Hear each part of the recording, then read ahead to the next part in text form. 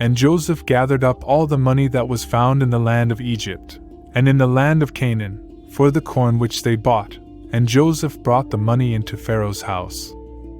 And when the money was all spent in the land of Egypt, and in the land of Canaan, all the Egyptians came unto Joseph, and said, Give us bread, for why should we die in thy presence? For our money faileth.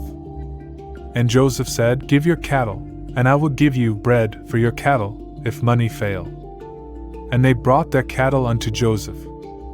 And Joseph gave them bread in exchange for the horses, and for the flocks, and for the herds, and for the asses, and he fed them with bread in exchange for all their cattle for that year.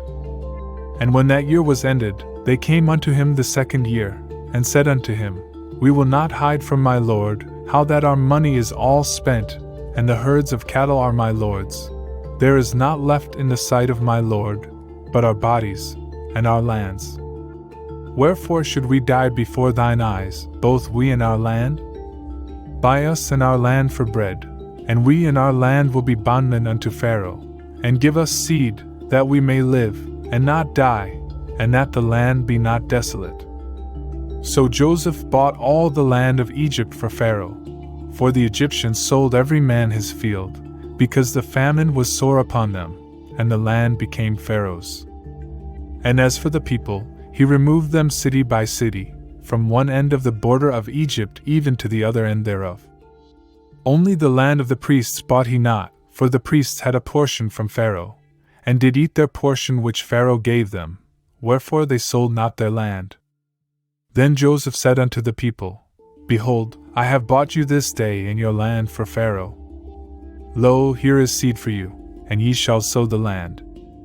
And it shall come to pass at the ingatherings, that ye shall give a fifth unto Pharaoh, and 4 parts shall be your own, for seed of the field, and for your food, and for them of your households, and for food for your little ones.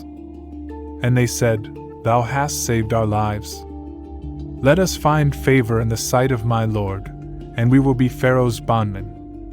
And Joseph made it a statute concerning the land of Egypt unto this day, that Pharaoh should have the fifth. Only the land of the priests alone became not Pharaoh's. And Israel dwelt in the land of Egypt, in the land of Goshen, and they got them possessions therein, and were fruitful, and multiplied exceedingly.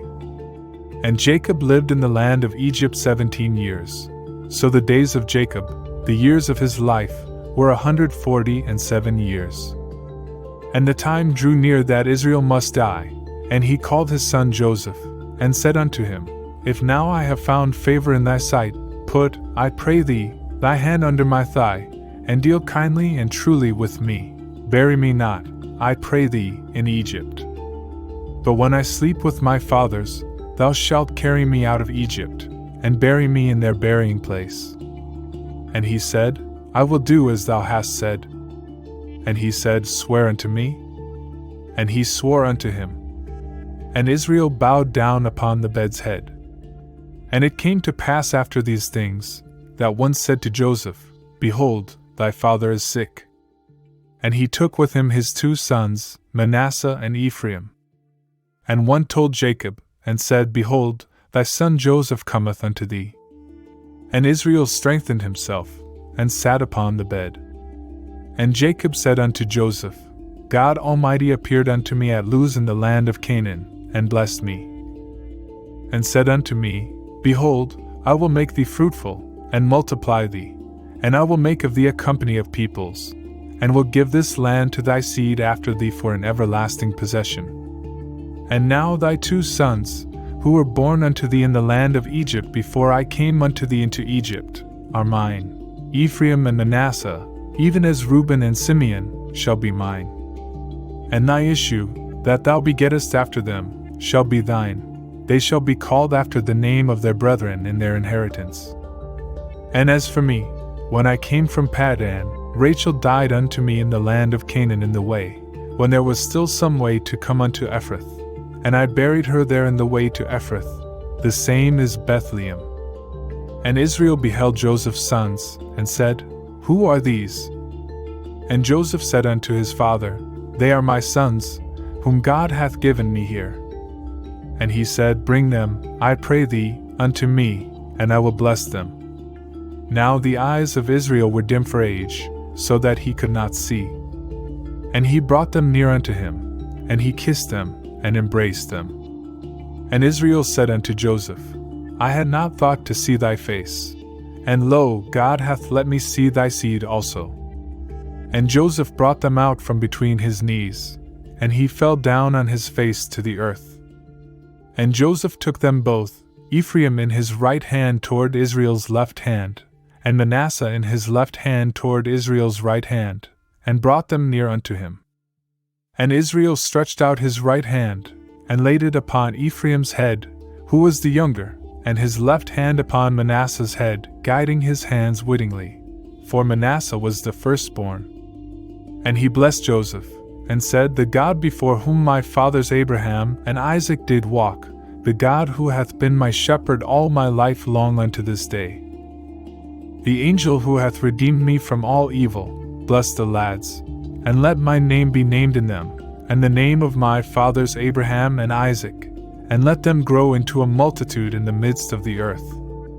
And when Joseph saw that his father was laying his right hand upon the head of Ephraim, it displeased him, and he held up his father's hand, to remove it from Ephraim's head unto Manasseh's head.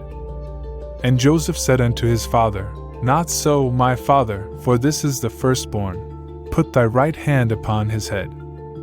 And his father refused, and said, I know it, my son, I know it.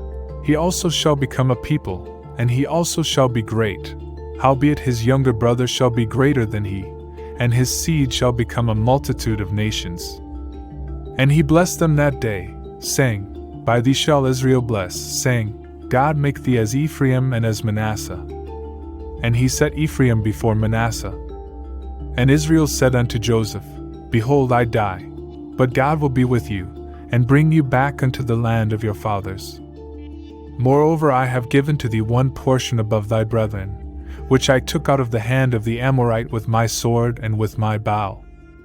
And Jacob called unto his sons, and said, Gather yourselves together, that I may tell you that which shall befall you in the end of days.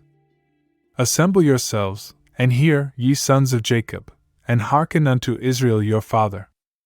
Reuben, thou art my firstborn, my might, and the firstfruits of my strength, the excellency of dignity, and the excellency of power. Unstable as water, have not thou the excellency, because thou wentest up to thy father's bed, then defiledst thou it. He went up to my couch. Simeon and Levi are brethren, weapons of violence their kinship. Let my soul not come into their council, unto their assembly let my glory not be not united. For in their anger they slew men, and in their self will they houghed oxen. Cursed be their anger, for it was fierce, and their wrath, for it was cruel. I will divide them in Jacob, and scatter them in Israel. Judah, thee shall thy brethren praise. Thy hand shall be on the neck of thine enemies. Thy father's sons shall bow down before thee. Judah is a lion's whelp, from the prey, my son, thou art gone up. He stooped down, he couched as a lion, and as a lioness. Who shall rouse him up? The scepter shall not depart from Judah, nor the ruler's staff from between his feet, as long as men come to Shiloh, and unto him shall the obedience of the peoples be. Binding his foal unto the vine, and his ass's colt unto the choice vine, he washeth his garments in wine, and his vesture in the blood of grapes.